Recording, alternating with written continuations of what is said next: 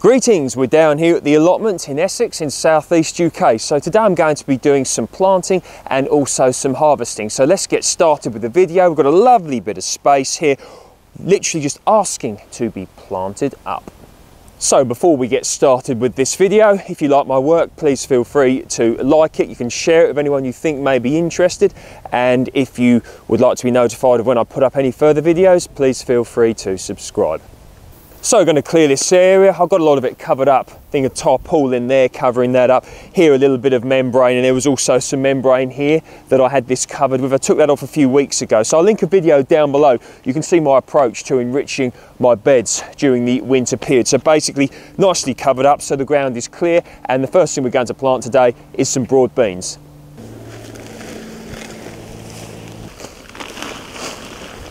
Let's plant out these broad beans. So these are variety Aquadulture Claudia, which is a variety recommended for overwintering here in the UK. So said to be hardy down to about -10 degrees C, which is around 14 degrees Fahrenheit. So when I plant out broad beans, so you can see I initially planted these on the 21st of October in these cell trays. And when I plant them, I like to have them a good foot or so apart, maybe about 2 feet like that. And literally all I do is just proceed to plant them, and I put them to the depth in the growing medium, the depth that they are when they come out of the compost. So I don't bury them deep, anything like that.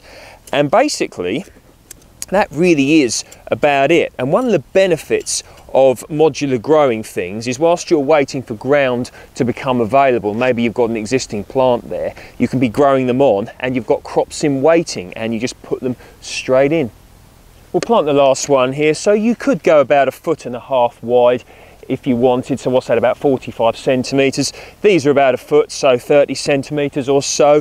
And you could go wider still. If you're really worried about the plants touching or whatever, feel free to space them out more. And you may even get bigger plants that way, who knows? But this is how I'm going to do mine. So you can see they're not a big size, and this is one thing I really like. This is the size I like them to be when I plant them out, because I don't want them to be too big. Say they're up here, if I planted them earlier and we got snowfall, wind, etc., it could knock the plants over and damage or break them. So like this, they'll stay here. They won't move much now until the weather warms up, probably around March time. Then they'll grow quickly, probably, hopefully for a crop around maybe even late May, June time. Some say if you overwinter them, you can get them a little bit earlier, maybe even up to a month earlier than if you sow them in the spring. But the jury is out on that one in many cases. The same which some people say that if you plant them early and overwinter them, you miss the black fly once again. There is differences of opinion in these regards. But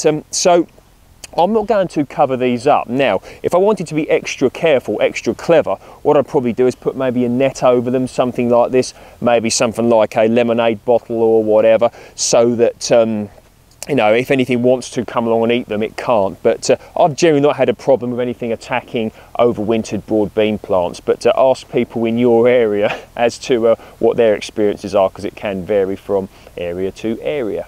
Next up for planting is some red mizuna. So this is an oriental green, and they're going to go in about 6 inches apart, which is around 15 centimetres. And these look really, really nice. I'm really looking forward to harvesting these. So once again, they were planted 2nd of September and in the cell trays, and they probably won't do much now. Reasons that plants, you know, don't grow too much during the winter is because the days are short and the temperatures dropped, so therefore the plants don't move too much, if at all. But going to put these in and really looking forward to the crop yield of these. So you could go a bit wider if you wanted, but this is how mine are going to be planted. Next up is lettuce Winter Gem Valence. So it's going to go here.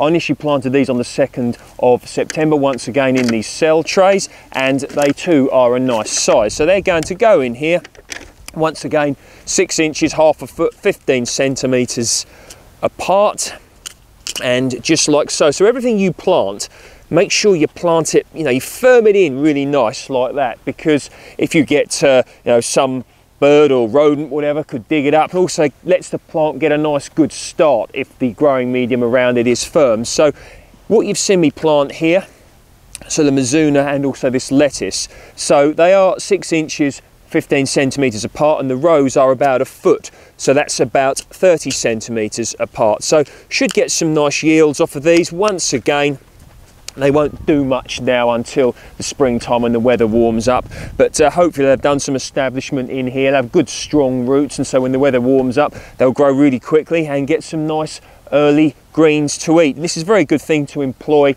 if you didn't plant sort of in midsummer time, or plant out in midsummer, or didn't plant as much in the spring as you wanted, which you could have then potentially overwintered. By doing this, September plantings, you can still hopefully get an earlier crop of things to eat than if you'd waited until you planted everything in the spring. So basically it's very much about time management and organisation. All planted out. Now the broad beans, as I stated earlier, I've not protected them.